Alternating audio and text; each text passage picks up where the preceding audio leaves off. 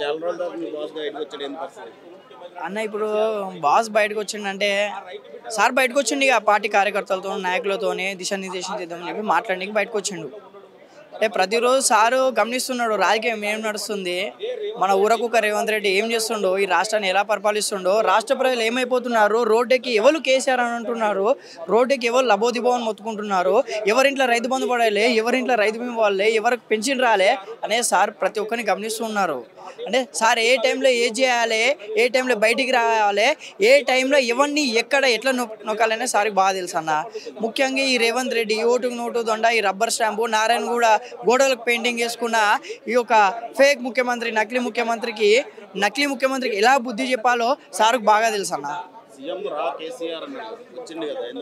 Sir వచ్చిండు ఏం చేస్తున్నావు, సార్ వచ్చి ఇప్పుడు 2-3 4-5 సార్లు సార్ వచ్చిండు. నువ్వు జనాలకు రైతు బంధు వేయాలి, రైతు బీమా వేయాలి, విద్యార్థులకు స్కూటీలు వేయాలి, నిరుద్యోగ భృతి వేయాలి, 2 లక్షల ఉద్యోగాలు వేయాలి, ఈరోజు నువ్వు పెన్షన్ ఇప్పుడు పెన్షన్లు వేయాలి, ఇప్పుడు 6,000 రూపాయల పెన్షన్ వేయాలి, వికలాంగుల పెన్షన్ వేయాలి, ఈరోజు మండలానికి ఇంటర్నేషనల్ స్కూల్ వేయాలి. నువ్వు మేనిఫెస్టోలో పెట్టిన నువ్వు ఈరోజు మేనిఫెస్టోలో పెట్టినాయి ఎంతవరకు నువ్వు ఈరోజు నెరవేర్చినావు, తెలంగాణ ప్రజలకు ఇచ్చిన హామీలో ఎంతవరకు నువ్వు ఏ హామీలు నెరవేర్చినావు? ఒక ఉచిత బస్సాన్ని పెట్టిన ఊరకొక్క లెక్క కొట్టుకుంటారు జనాలను ఊరకుక్కలు చేద్దాం అనుకున్నాను కదా, నువ్వే పెద్ద గజ్జుకుక్క అవుతున్నావు రేవంత్ రెడ్డి అన్న. ఈరోజు జనాలకు రైతు బంధు పడలే, రైతు బీమా పడలే, కళ్యాణ లక్ష్మి పడలే, షాది ముబారక్ పడలే. ఈరోజు నీళ్లు సకాలంలో రావడం లేదు, తాగుదామంటే నీళ్ళు ఉండట్లేదు ఇంటికాడ. ఇంట్లో మిషన్ భగీరథ నీళ్ళు వస్తే మంచిగా జనాలు అందరూ. కేసీఆర్ గుర్తుకొచ్చే, కేసీఆర్ ఉన్నప్పుడు మిషన్ భగీరథ నీళ్ళు, ఇప్పుడు రేవంత్ రెడ్డి వచ్చినాక ఆ నీళ్ళు కూడా గతికిలేవు. అంటే ఈ రాష్ట్రాన్ని సస్యశ్యామలంగా, ఈ రాష్ట్రం గురించి, రాష్ట్ర నలుమూలల గురించి, రాష్ట్రానికి ఎంత బడ్జెట్ కావాలి, రాష్ట్ర ప్రజలకు ఏం కావాలి, విద్యార్థులకు ఏం కావాలి, సబ్బండ వర్గాలకు ఏం కావాలనేది తెలిసిన వ్యక్తి కేసీఆర్ మాత్రమేనా. తెలంగాణ రాష్ట్రాన్ని సాధించిన వ్యక్తి కేసీఆర్ గారు. కేసీఆర్ కన్నా గొప్పగా తెలంగాణ ఎవరు వివరించలేరు, కేసీఆర్ గారి కన్నా గొప్పగా తెలంగాణ రాష్ట్రం ఎవరు చూసుకోలేరు. కేసీఆర్ గారి కన్నా గొప్పగా ఈ రాష్ట్ర ప్రజలను, ఈ రాష్ట్ర ప్రయోజనాల గురించి, ఈ రాష్ట్ర ప్రజల కోసం, ఈ రాష్ట్ర ప్రజలకు కావాల్సిన సంక్షేమం గురించి కేసీఆర్ గారి కన్నా గొప్పగా తెలంగాణ ప్రేమించే వ్యక్తులు లేరు. శాంతి భద్రతలు దెబ్బతిన్నాయి, రోజుకో మానభంగాలు, రేపటెంపులు, ఎక్కడ చూసినా గంజాయి బ్యాచ్ ఎక్కువైపోయింది. గంజాయి నియంత్రించిన అంటున్నాడు, ఎక్కడ గంజాయి, టన్నుల గంజాయి తెలంగాణ రాష్ట్రానికి వస్తుందంట. ప్రతి రేవంత్ రెడ్డి వచ్చినాక ఇప్పుడు 3 రంగుల జెండా బట్టి సింగమూలకి వెళ్ళినట్టు పాట ఉన్నది కదా. రేవంత్ రెడ్డి వచ్చినాక ప్రతి గల్లీకి, ప్రతి ఊరుకు, ప్రతి గల్లీకి, ప్రతి పల్లెకి, ప్రతి చెట్టు కింద ఈరోజు గంజాయి ఉంది.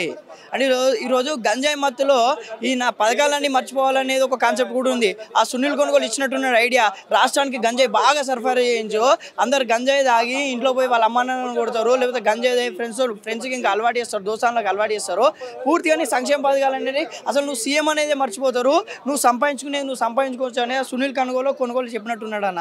అంటే ఈ రాష్ట్రాన్ని ఇంతవరకు ఈ రాష్ట్రంలో ఏం జరుగుతుంది, రాష్ట్రంలో ఈ క్రైమ్ రేట్ని ఎలా అరికట్టాలి, రాష్ట్రంలో ఇంకా మనం రాష్ట్ర అభివృద్ధి కోసం ఇంకా ఎలా పాటుపడాలనేది మర్చిపోయిండు, పేద ప్రజలకు ఎలాంటి సంక్షేమ పథకం మర్చిపోయిండు, రైతులకు ఏం కావాలనేది మర్చిపోయిండు, విద్యార్థులకు ఏం కావాలనేది మర్చిపోయిండు, సబ్బండ వర్గాలకు ఏం కావాలనేది మర్చిపోయిండు. ఈ రాష్ట్రాన్ని హైదరాబాద్ సిటీని ఎలా అభివృద్ధి చేద్దాం అనే కాన్సెప్ట్ ఈరోజు రేవంత్ రెడ్డి గారికి లేదన్న. అంటే పూర్తిగా డబ్బులు సంపాదించుకుంటూ తప్ప ఏం లేదు.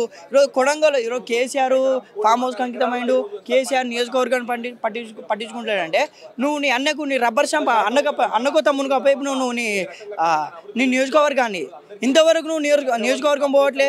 ఏమన్నా సెక్రటేరియట్లో కూర్చుంటావు, ఇక్కడ CCSలో కూర్చుంటున్నావు, ఏం చేస్తున్నావు అంటే కేవలం రియల్ ఎస్టేట్ మీద నీ కాన్సన్ట్రేషన్ పెట్టినావు తప్ప ఈ రాష్ట్రానికి కావాల్సిన నిధుల గురించి, రాష్ట్రాలకు కావాల్సిన కంపెనీల గురించి, రాష్ట్రంలో నిరుద్యోగత పెరిగిపోతుంది, నిరుద్యోగ తీవ్రత ఉంది, ఈ నిరుద్యోగతను ఎలా అరికట్టాలనేది ఈరోజు మర్చిపోయింది అన్న రేవంత్ రెడ్డి అన్న. మద్యం రేట్లు పొట్టు పెరిగినాయి.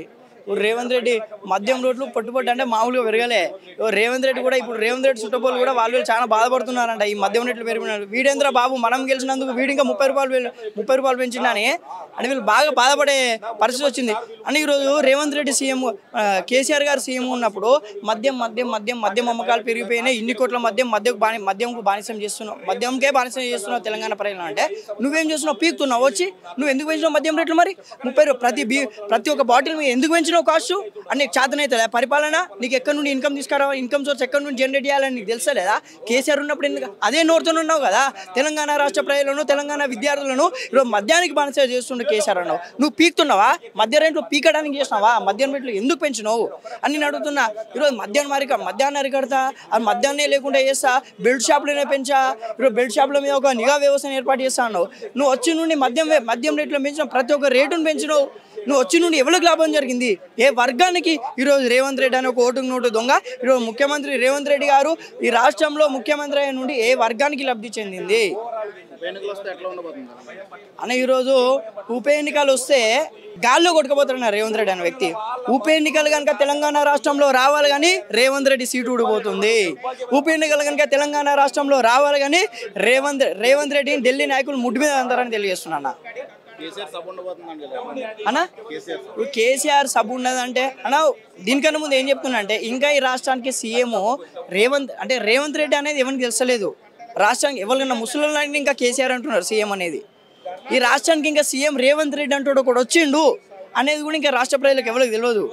రాబోయే సభ కానీ రాబోయే ఈ 25 years సిల్వర్ జూబ్లీ సభ ఈరోజు ఈ దేశాన్ని కదిలించబోతుంది. దేశంలో ఉన్న ప్రతి పార్టీ వ్యవస్థను కదిలించబోతుంది అన్న. కేసీఆర్ అంటే ఒక పులన్న. కేసీఆర్ తెలంగాణ రాష్ట్రాన్ని సాధించుండు, భారతదేశాన్ని వణికించుడు. భారతదేశంలో అగ్రనాయకులు తెలంగాణ రాష్ట్రానికి వ్యతిరేకంగా పోతే వాళ్ళను పండబెట్టి తొక్కి మరి ఈ రాష్ట్ర సాధన కోసం, ఈ రాష్ట్ర ప్రజల ప్రయోజనాల కోసం కొట్లాడిన వ్యక్తి ఈరోజు కేసీఆర్ గారు అన్న. అలాంటి వ్యక్తిని పట్టుకొని ఇష్టం వచ్చినట్టు మాట్లాడితే ఎవడు ఎందుకు ఊకుంటాడు? కేసీఆర్ ఒక కారణ జన్ముడు, నీలాగా నోటు దొంగ కాదు, రాహుల్ గాంధీ లాగా రబ్బర్ స్టాంప్ కాదు. కేసీఆర్ అనే వ్యక్తి దేవుడు, కేసీఆర్ అనే వ్యక్తి కారణ జన్ముడు. తెలంగాణ రాష్ట్రం కోసం, తెలంగాణ రాష్ట్ర ప్రయోజనాల కోసం ఎవరైనా ఆలోచిస్తున్నారంటే ఆ వ్యక్తి కేసీఆర్ గారు మాత్రమే.